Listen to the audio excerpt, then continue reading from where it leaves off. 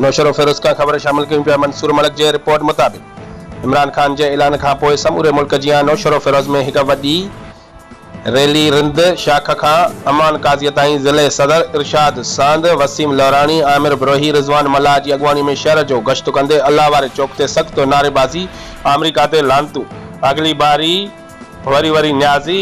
उन मौक़े ते अमान काज़ी कारकुननि खे ख़िताब कंदे चयो त घबराए उन समूरी दुनिया खान सां गॾु आहे जेको चोरनि जो टोलो पाण में गॾु थियो आहे। उहो अवाम जो रस चूसण लाइ आहे।